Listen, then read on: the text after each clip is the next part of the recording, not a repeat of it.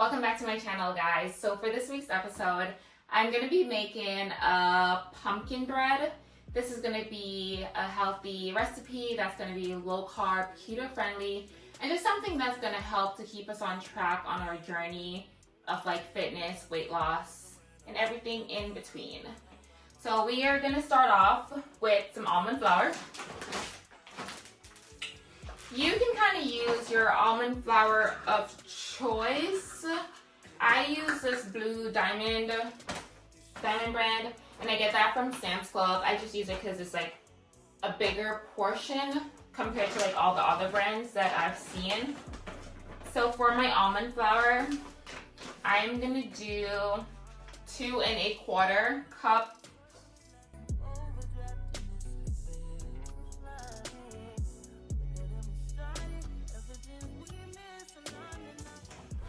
For my sweetener of choice, if you guys watched my previous video or like kind of follow me on TikTok or Instagram, I have been using monk fruit sweetener, and this is just something that is a 0 net carb, zero calorie, and it's keto friendly. So it's not gonna have your blood sugar like spiking.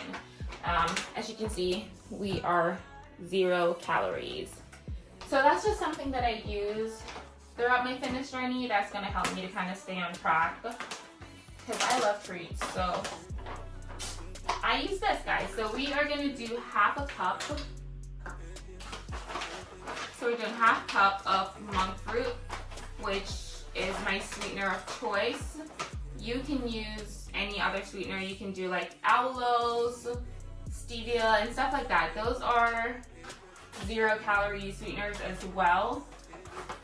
But the choice is yours, honestly. You can even use sugar if you choose to, but just know that it's not going to be low carb. It's going to be something that is going to raise your blood sugar depending on how much you eat. I'm just going to mix that in a little bit. Once I have that, I'm going to go ahead and add my baking powder. For my baking powder, I'm going to add 2 teaspoons of baking powder. And I'm also going to add a teaspoon of baking soda.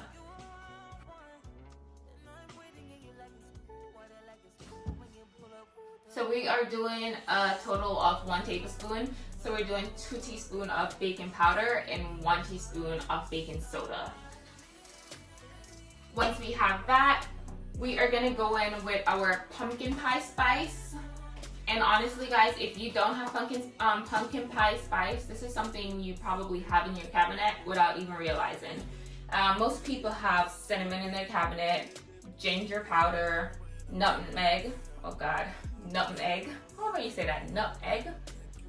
Nutmeg. Yeah. Anyways, moving on.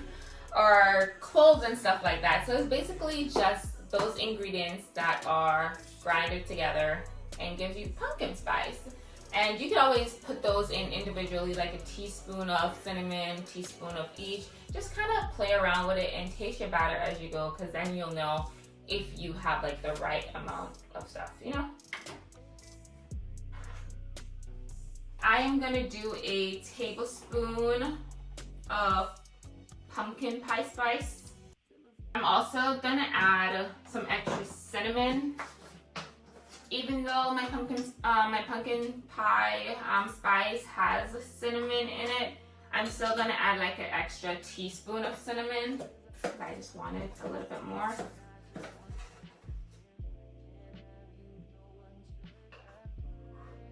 I also had the nutmeg, but I think I'm gonna hold off on adding extra for now.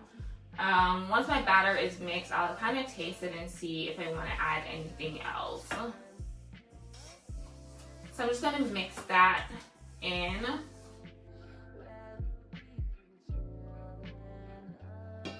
Once that's mixed, I'm going to actually swap to my other bowl, which is going to have my wet ingredients. So I'm gonna add, we're gonna do 4 eggs. I use pasture-raised eggs because those are just a better type of egg to use, but you can use whatever eggs you have in your fridge. And we are doing 4 eggs.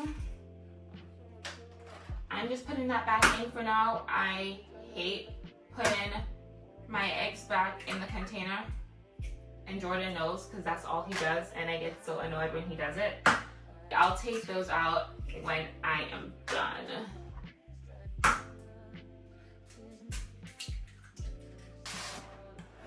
And this is my leftover pumpkin puree that I had. And I kind of showed you guys. This is the pumpkin puree. It's pure, like 100% pure pumpkin. It's not going to be like your pumpkin pie, because those are full of sugar. So you don't want to get that. Make sure you get in the 100% pure pumpkin. I am going to do a half a cup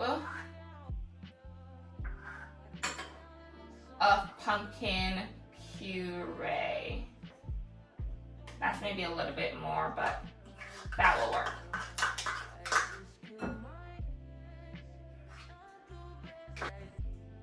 I'm also gonna add a half a cup of avocado oil. You can also use butter. Hold on, me not being able to multitask. So we got the half a cup of avocado oil. So as I was saying, you can also use butter if you want to. Just melt the butter and it will be the same. I haven't done it with butter yet. I've just always done avocado oil, but I'm sure it will taste the same way, honestly. I'm gonna add 2 tablespoons of vanilla. And then we're just gonna mix that all up.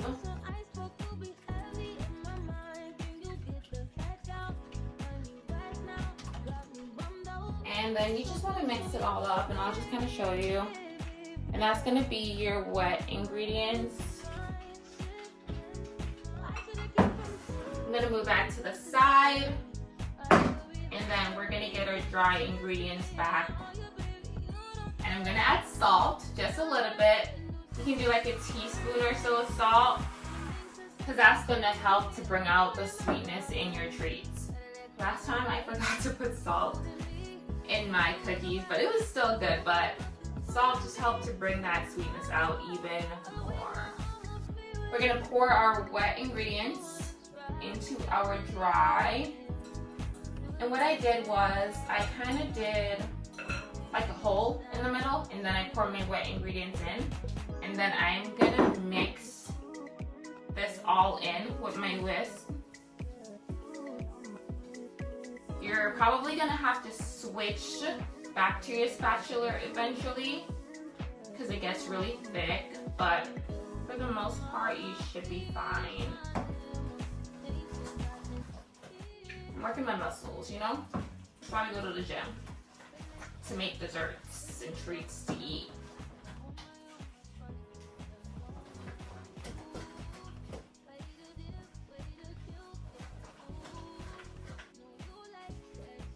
And this is how we are looking right now.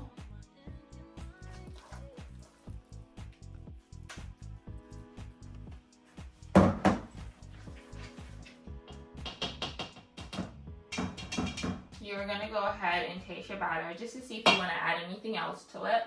For me, that is good. I'm just gonna wash my hands.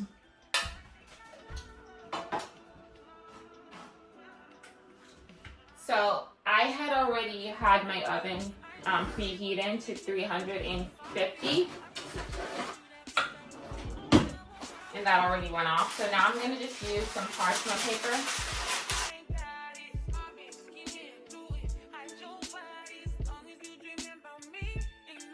I hate using parchment paper because it just doesn't stick how I want it to.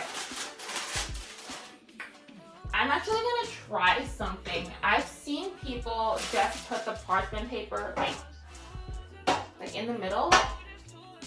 So I'm gonna try that and see if that works and see how that goes.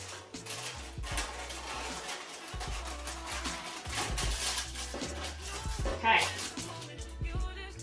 we're on to something. I think that may work a little bit better, honestly, than what I was doing before. Look at that, we're in business. I think that one makes more sense. So what I'm gonna do is I'm gonna spray this with some avocado oil spray. And then we're gonna put it into our loaf pan. I'll be lying to you if I know what size loaf pan this is, but put it into a loaf pan.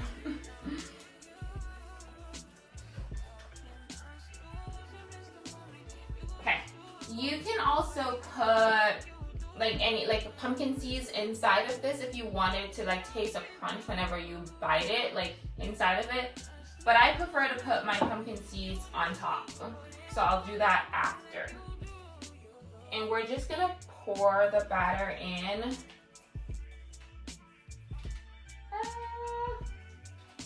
Making sure it doesn't fold over. Okay, we're going okay.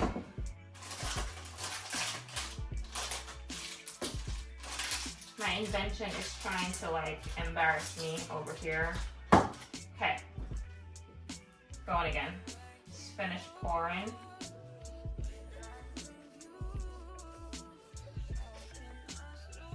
Now I'm just gonna flatten that.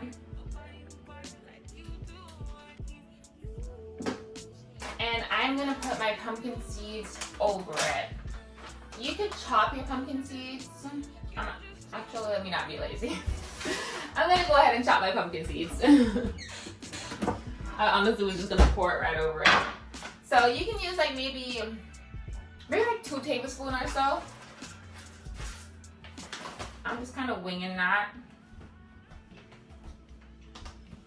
And we're just gonna loosely chop it so like not all of them is chopped.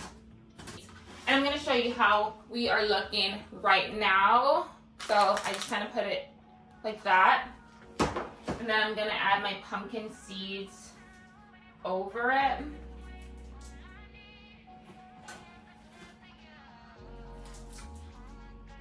I make sure it gets in every crease, crevice. Is that what they say? But I put it all over it because I want to taste that crunch whenever I bite into it. So I put it all over. And I'm going to add a little bit more. So as I said, I like to kind of taste that.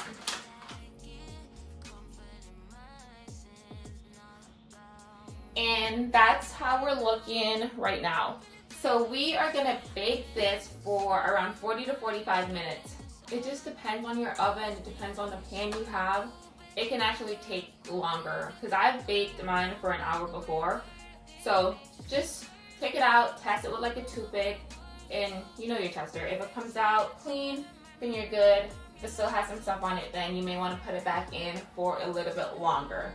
So I'm gonna go ahead and put this in. As I said, my oven was preheated at 350 degrees, and this is gonna bake for 45 minutes or so. So this is like another pumpkin recipe that I love. I feel like this tastes just like the Starbucks pumpkin loaf that they have, or even better. I may be a little bit biased, but it's really good, and it's just good to know that I am eating a treat that is not going to be high in carbs, high in sugar. Just something that's going to balance my blood sugar. I feel is not going to make me feel shitty after eating it. So I love that about it. Okay, so this actually took 45 minutes to bake, and I'm going to take it out. I'm actually going to let it cool for a little bit. Then I'll kind of cut into it and show you guys how it looks. But it looks so good right now. Alright, I'm going to take it up. If I drop this, I'm going to be very upset. This is how we're looking right now. Yo, I'm sure there's like another way for me to show you guys this. I'm going to let that cool and then I'm going to cut into it. Give me a second. I don't think it's cooled long enough, but whatever. Oh. Look at that. Let me stop. But it is just like a very moist. That's how we're looking. Take a bite. Oh my god, my pumpkin seeds are just falling all over the place. The bitch accusation's true. You hating from no please. I wish you well. That is so good. Let me finish eating. This is a very good recipe for someone who's on a weight loss journey. It's going to be low in carb, keto friendly, and just something that actually tastes good. But yeah, I'm going to go finish eating this. I'll see y'all in my next video.